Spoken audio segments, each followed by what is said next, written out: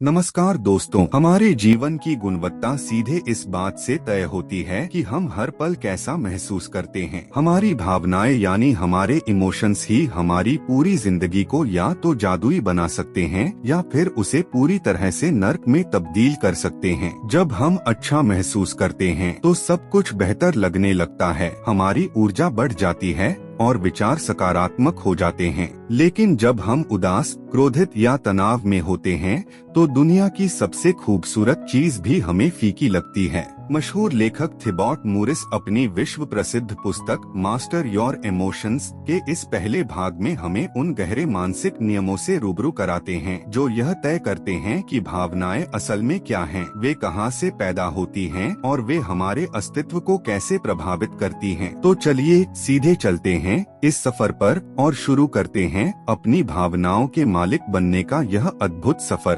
अध्याय 1, survival mechanism हमारी भावनाओं को कैसे प्रभावित करता है। How your survival mechanism affects your emotions. हमारा दिमाग मूल रूप से हमें हर पल परम सुख या असीम खुशी देने के लिए डिजाइन नहीं किया गया है, बल्कि उसका प्राथमिक और सबसे बड़ा काम है हमें हर खतरे से बचाना, यानी हमें जीवित रखना, सर्वाइव कराना। अगर हम इतिहास में पीछे जाकर देखें तो हमारे पूर्वजों को हर दिन अपनी जान बचाने के लिए जंगली जानवरों, क्रूर मौसम और प्राकृतिक आपदाओं से लगातार जूझना पड़ता था। उनके जिंदा रहने की संभावना बेहद कम थी, इसलिए उनके दिमाग ने एक विशेष तंत्र विकसित किया जो हर पल माहौल में केवल और केवल खतरों को ढूंढता रहता था। आज के आधुनिक समय में हम इतिहास के सबसे सुरक्षित दौर में जी रहे हैं। हमारे पास सुरक्षित घर हैं, पर्याप्त भोजन है और सुरक्षा है, लेकिन कड़वा सच यह है कि हमारे दिमाग का वह हिस्सा आज भी आदिम काल की तरह ही काम कर रहा है।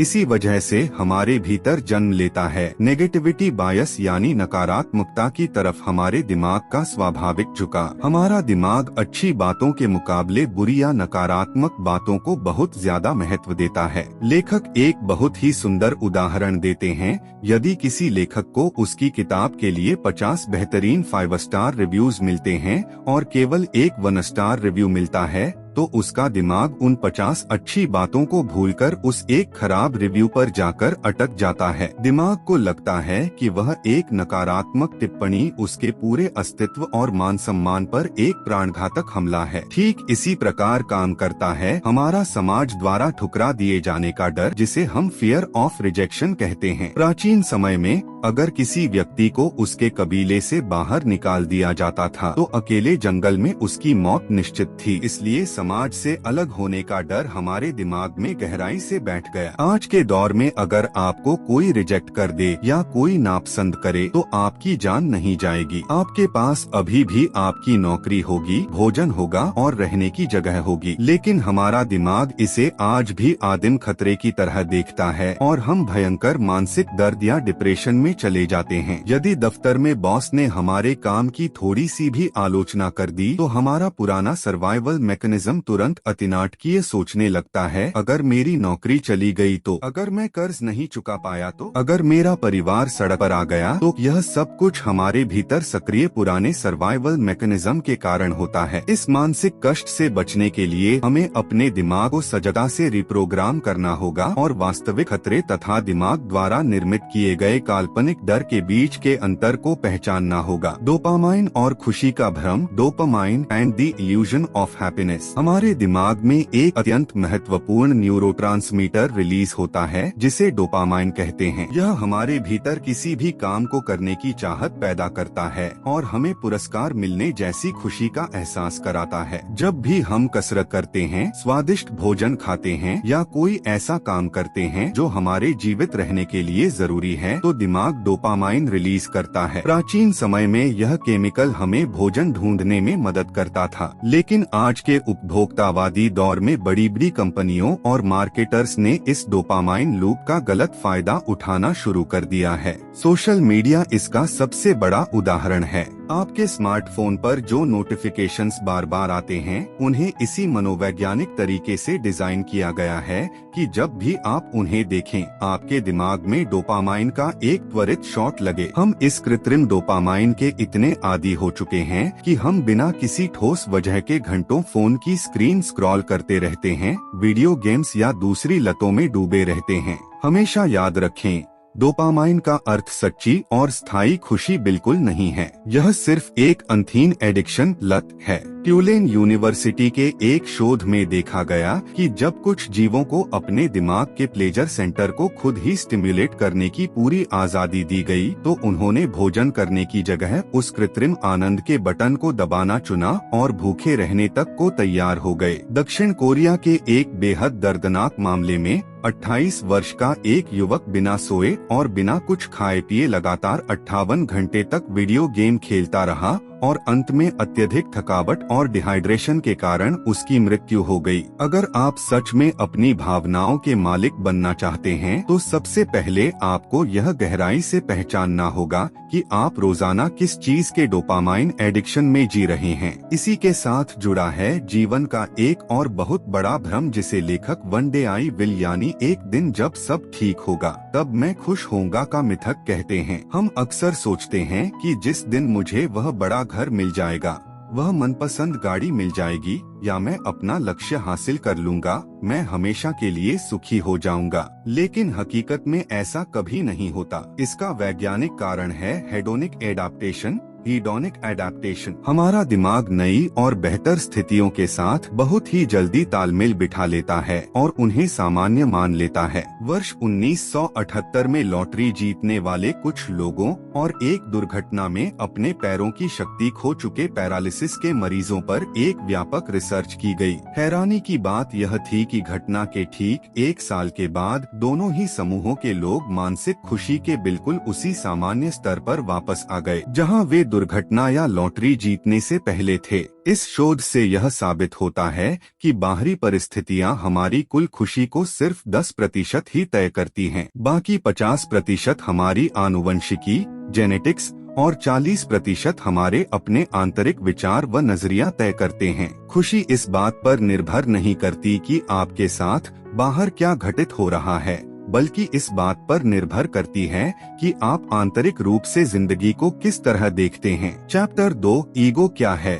What is the ego? हमारी भावनाओं को अनियंत्रित और दूषित करने में सर्वाइवल मैकेनिज्म के बाद जो सबसे बड़ा हाथ है वह है हमारा ईगो यानी अहंकार। यहाँ ईगो का मतलब केवल घमंड या गर्व नहीं है, बल्कि ईगो हमारे मन की वह सूक्ष्म आवाज है जो हमारी एक झूठी और अलग पहचान सेल्फ आइडेंटिटी बनाती है। यह पहचान हमारे विचारों और मान्यताओं से निर्मित होती है। हम अनजाने में अपने नाम, अपनी उम्र, अपने धर्म, अपने राजनीतिक विचारों या अपने पद के साथ इतने गहरे जुड़ जाते हैं कि हम वही बन जाते हैं। जब हम इन चीजों से बहुत ज्यादा अटैच हो जाते हैं तो यही अटैचमेंट हमारे सारे नकारात्मक इमोशंस की जड़ बन जाता है। जब कोई व्यक्ति हमारी मान्यताओं पर उंगली उठाता है या आलोचना करता है तो हमारा ईगो तुरंत आहत हो जाता है और हमारे भीतर तत्काल भयंकर गुस्सा, जलन, हीन भावना और नफरत जैसे नकारात्मक इमोशंस का सैलाब आ जाता है। ईगो भी हमारे पुराने दिमाग की तरह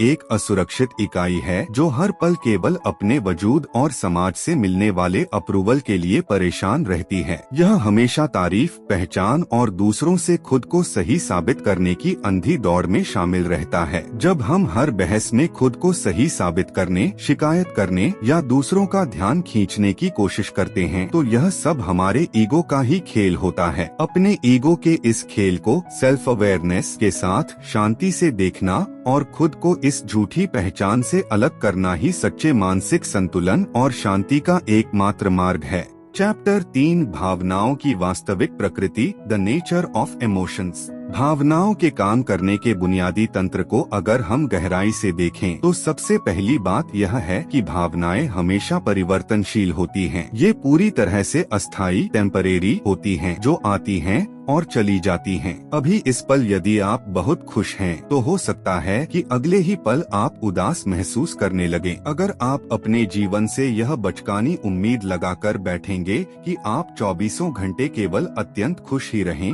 तो आप खुद को एक बहुत बड़े मानसिक जाल में धकेल रहे हैं, जहां आप खुद को ही गुनहगार मानने लगेंगे। हमें यह परम सत्य स्वीकार करना होगा कि जीवन में भावनाओं के उतार चढ़ाव आएंगे और हमें उन्हें बिना किसी प्रतिरोध के बह जाने देना चाहिए। नकारात्मक भावनाएं अपने आप में कोई बुरी या नुकसानदेह चीज नहीं है। वास्तव में वे हमारे लिए एक बहुत ही महत्वपूर्ण वेकअप कॉल या मार्गदर्शक का काम करती हैं। जैसे शारीरिक दर्द हमें यह बताता है कि शरीर में कहीं कोई समस्या है और हमें इलाज की जरूरत है, ठीक वैसे ही मानसिक दर्द हमें यह बताता है कि हमारी जिंदगी में कुछ गलत हो रहा है और हमें अपने विचारों या अपने नजरिए को बदलने की जरूरत है। लेकिन हमारे भीतर कोई भी बड़ा और स्थायी इमोशन तब बनता है जब 3 मुख्य तत्व आपस में मिलते हैं: इंटरप्रिटेशन, आइडेंटिफिकेशन और रिपीटिशन। इंटरप्रिटेशन आपका निकाला गया अर्थ। संसार की कोई भी घटना अपने आप में पूरी तरह से बुरी या अच्छी नहीं होती। हमारा दिमाग उस घटना को जैसा अर्थ देता है,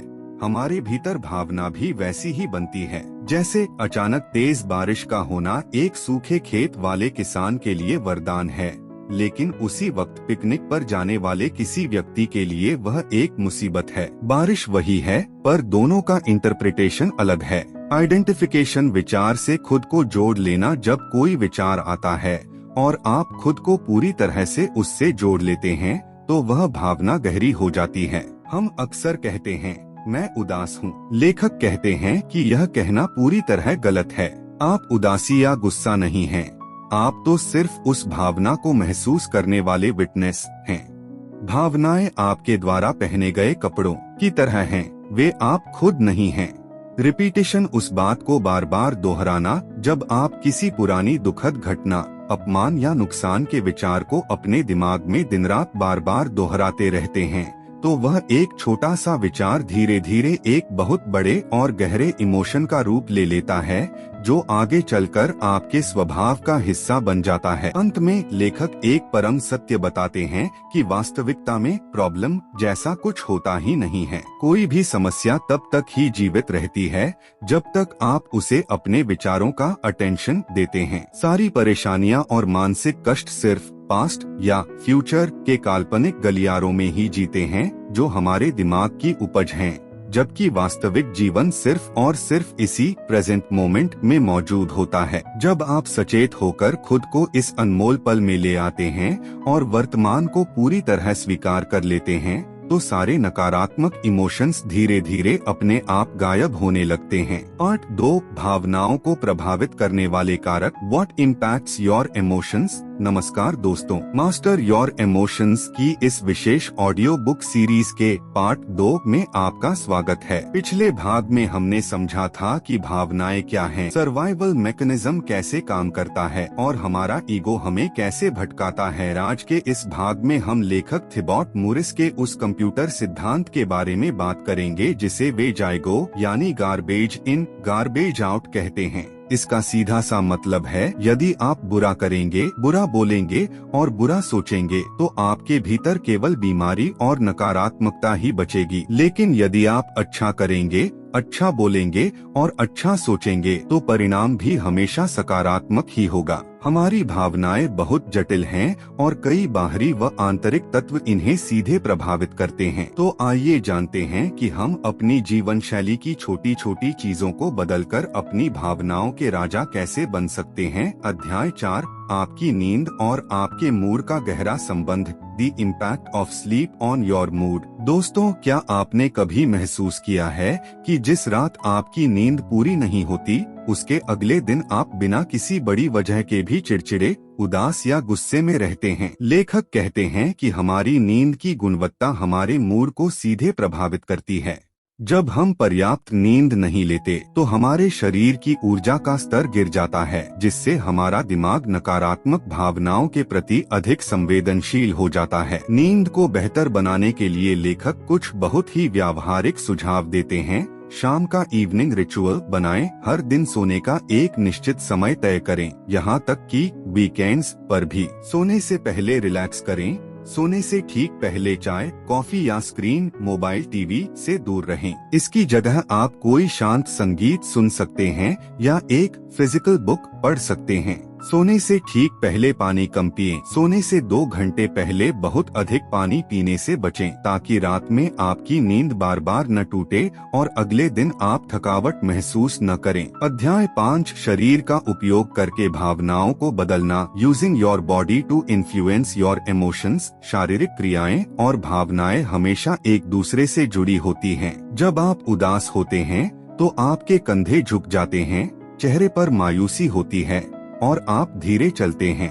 मनोवैज्ञानिक माइकल ओटो के एक शोध के अनुसार, जब आप मध्यम स्तर की कोई कसरत एक्सरसाइज करते हैं तो मात्र 5 मिनट के भीतर आपके मूड में एक बड़ा सकारात्मक सुधार आ जाता है। नियमित कसरत हमारे दीर्घकालिक मानसिक स्वास्थ्य को इस हद तक सुधार सकती है कि यह एंटीडिप्रेसेंट दवाओं जितनी ही असरदार साबित होती है। इसलिए जब भी मूड खराब हो, सीधे खड़े हों, गहरी सांस लें, थोड़ा टहलें या कोई शारीरिक गतिविधि करें। आपकी भावनाएं तुरंत बदल जाएंगी। चैप्टर 6, 7 और 8, आपके विचार, शब्द और सांसों का जादू। Thoughts, words and breathing. विचार। महान विचारक राल्फ वाल्डो इमर्सन ने कहा था, आप दिन भर जो सोचते हैं वही बन जाते हैं।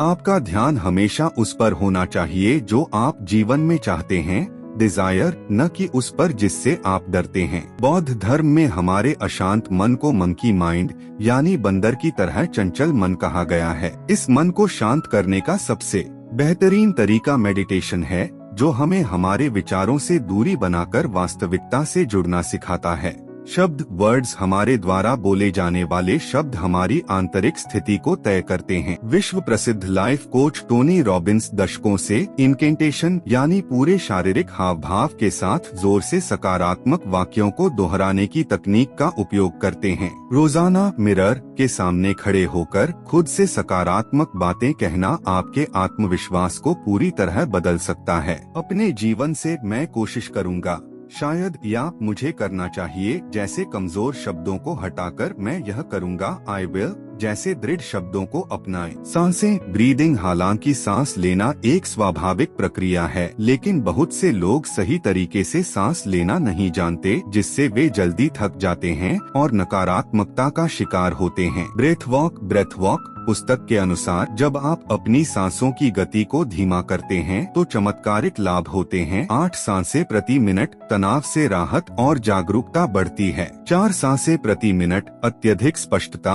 और शारीरिक संवेदनशीलता बढ़ती है। 1 सांस प्रति मिनट, दिमाग के दोनों हिस्से संतुलित हो जाते हैं और चिंता, डर व घबराहट पूरी तरह शांत हो जाती है। अध्याय 9 और 10, आपका माहौल और संगीत का प्रभाव। Environment and music. माहौल, एनवायरनमेंट, आपके आसपास का वातावरण, चाहे वे आपके नकारात्मक रिश्तेदार हों, आपके द्वारा देखे जाने वाले टीवी शोज हों या आपका बिखरा हुआ कमरा, आपके मूड को सीधे प्रभावित करता है। लेखक कहते हैं कि जब भी वे डिमोटिवेटेड महसूस करते हैं, वे अपनी डेस्क को साफ करते हैं और कमरे को व्यवस्थित करते हैं, जिससे उनके भीतर तुरंत नई प्रेरणा का संचार हो जाता है। संगीत, म्यूजिक। संगीत हमारे मूड को बूस्ट करने का एक शक्तिशाली जरिया है। वर्ष 2012 और 2014 के विभिन्न शोधों से साबित हुआ है कि सचेत होकर सकारात्मक संगीत सुनने से डिप्रेशन और एंजाइटी, चिंता में भारी कमी आती है और सेल्फ एस्टीम बढ़ता है। खास बात यह है कि संगीत चाहे रॉक हो या क्लासिकल,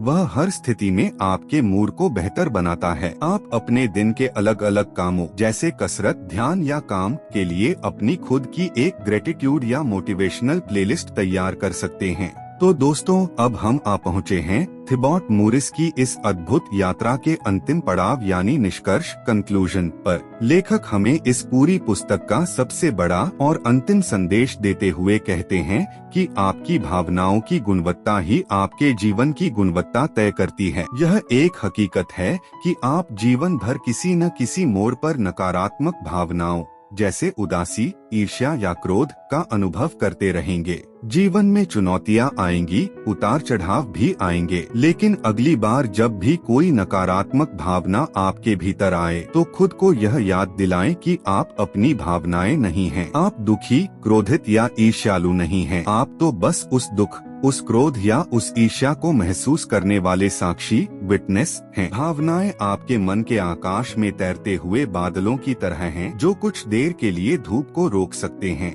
लेकिन वे आकाश को बदल नहीं सकते। बादल आते हैं और चले जाते हैं, लेकिन आकाश हमेशा स्थिर रहता है। आप वही अनंत आकाश हैं। आपकी भावनाएं आपके जीवन में केवल आपका मार्गदर्शन करने आई हैं। उनसे जितना सीख सकते हैं सीखिए, उन्हें स्वीकार कीजिए और फिर उन्हें पूरी तरह से विदा कर दीजिए, लेट गो कर दीजिए। अपनी भावनाओं को इस तरह मत पकड़िए कि जैसे आपका पूरा अस्तित्व उन्हीं पर टिका हो। उनसे अपनी पहचान मत जोड़िए। जब आप इस वर्तमान क्षण, प्रेजेंट मोमेंट की वास्तविकता को पूरी तरह स्वीकार कर लेते हैं, अपने विचारों को एक सही दिशा देते हैं और अपने शरीर व पर्यावरण को सचेत होकर संभालते हैं, तो आप इस जीवन के सच्चे शिल्पी बन जाते हैं। अपनी भावनाओं को मास्टर करें, वर्तमान में जिएं और एक जादुई जीवन का निर्माण करें। इस ऑडियो बुक सीरीज को पूरा सुनने के लिए आपका बहुत बहुत धन्यवाद।